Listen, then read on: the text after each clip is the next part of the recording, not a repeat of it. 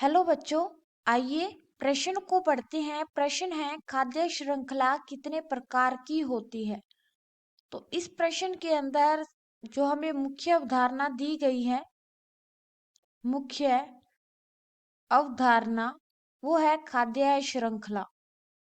मुख्य अवधारणा जो है वो है खाद्य श्रृंखला।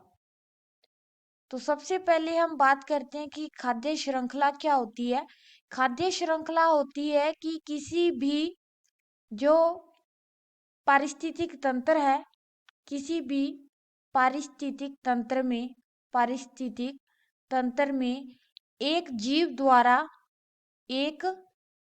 द्वारा दूसरे जीव को खाए जाने दूसरे जीव को खाए जाने व इस जीव को किसी अन्य जीव द्वारा खाए जाने के आधार पर एक श्रृंखला बनती है और इसी श्रृंखला को हम खाद्य श्रृंखला बोलते हैं। खाद्य श्रृंखला जो होती है वो दो प्रकार की होती है।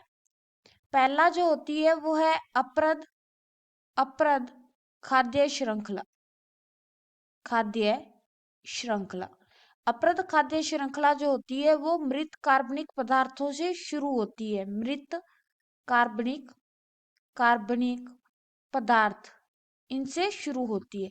जैसे कि उदाहरण के तौर पर हम माने तो मान लीजिए कि कोई पौधे की मृत्यु हो गई या किसी जीव की मृत्यु हो गई, तो उसको मिट्टी के अंदर बहुत सारे जो सूक्ष्म जीव उपस्थित हैं, सूक्ष्म जीव, वो उस जीव में जो कार्बनिक पदार्थ पाए जा रहे हैं उनको सरल अकार्बनिक में बदल देते हैं। सरल अकार्बनिक में बदलकर उनसे अपना पोषण लेते हैं और इस तरह से ये खाद्य श्रृंखला चलती है। दूसरी हम खाद्य श्रृंखला की बात करें, दूसरी खाद्य श्रृंखला जो है वो है चारण खाद्य श्रृंखला।